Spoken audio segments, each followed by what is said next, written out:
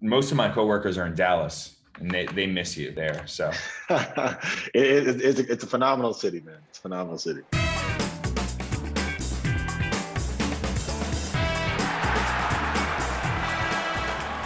I'm going to come right out of the gate hot, and I just want to know, how do you feel when you hear stick to sports?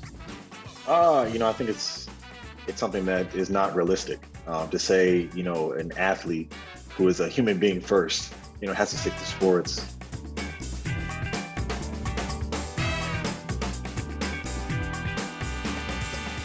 We're all human beings. Everyone has their own personal life, things that their community goes through, their family goes through, that they bring with them onto the court. So yes, they may wear your favorite team's jersey and they may play for your favorite team, but that person has a life outside of the game as well.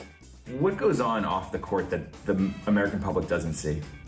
I think behind the scenes, it really comes down to, okay, how can we affect change? What are the best ways to use our platform to assist organizations? So it's not just a one-off PR, take a picture and keep it moving. It's how can you actually provide, support, help build infrastructure for these organizations to then continue to do the work that they've been doing, just on a larger scale.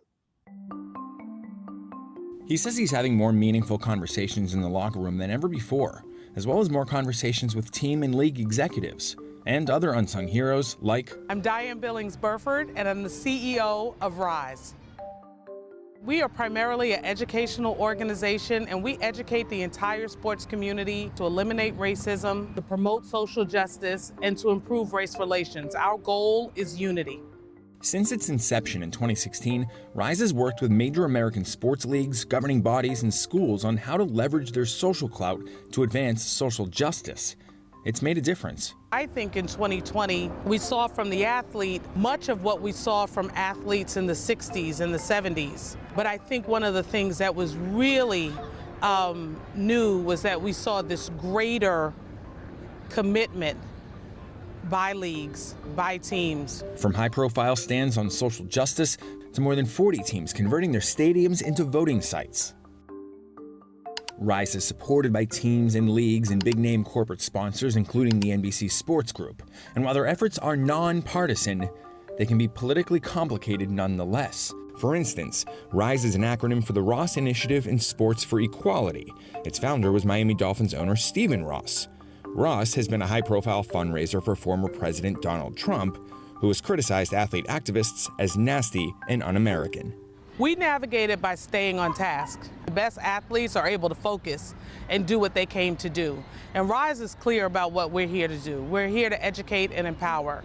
We're here to eliminate racism. We're here to promote social justice. And Steve has been aligned with us on that mission since day one. American culture is complicated and difficult to change. Even as we make progress, we can see the work that we still have to do. This work is hard. I constantly encourage people to be relentlessly optimistic. My biggest frustration that I've grown to understand is that, change happens slow. It's not something that's going to happen overnight. You see something, you say, man, I want to change this. You see voter suppression, you're like, man, I want to change this right now. You see, mass incarceration, I want to change this right now. The way people are being policed in Black and brown communities, you want to change that right now, but change is slow. And the biggest thing I've also learned is these things don't happen overnight. Hey everyone, Noah Pransky here. Thanks for checking out the NBCLX YouTube channel. For more videos, click here.